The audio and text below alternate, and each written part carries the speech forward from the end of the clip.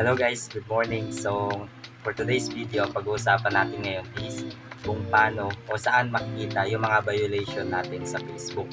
So, baka mamaya hindi ka pa aware, may mga nakapending ka na palang violation. And recently, nakita ko rin na may mga nagpo-post na hindi nila alam kung saan makikita yung violation nila, kaya naisipan kong gawin tong video na to. Siguro marami sa atin alam na to, pero share na rin natin para at least yung mga hindi pa aware, hindi pa alam kung saan titingnan yung violation nila, maging aware na rin.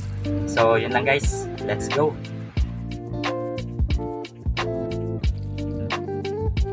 So ayun lang guys, kapag ka nandito ka na sa page mo, click mo lang tong hamburger or yung may maliit na nasa upper right side.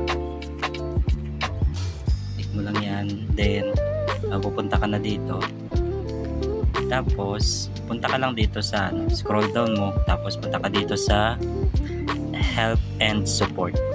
Click mo yan, tapos makikita mo yung support inbox.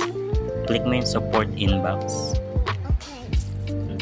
tapos makikita mo yung report about others at saka yung your alert. So click mo yung your alert para makita mo kung ano yung violation mo. So good things wala tayong violation, pero pag meron, dyan yan lalabas. Actually nung nakaraan may nakita ko dyan, yung gumamit kasi ako ng music na license, so bawal pala yun, kaya nag-notif dito na meron akong violation. So pangalawa is yung report about others, and good things wala tayong report na makikita dito. So yun lang guys, napakadali lang puntahan kung paano makikita yung violation natin. So when it comes to recommendation, para makita mo rin yung recommendation mo, so punta ka dito, so click mo yung page status, tapos makikita mo dyan, nakita mo yung yung recommendation for restricted monetization. So tingnan natin ano yung dahilan kung bakit. So ito yung feedback para malaman mo kung parang nakikita ni Meta bakit hindi ka pa dapat i-monetize or hindi ka pa eligible. So click mo tong presence not established.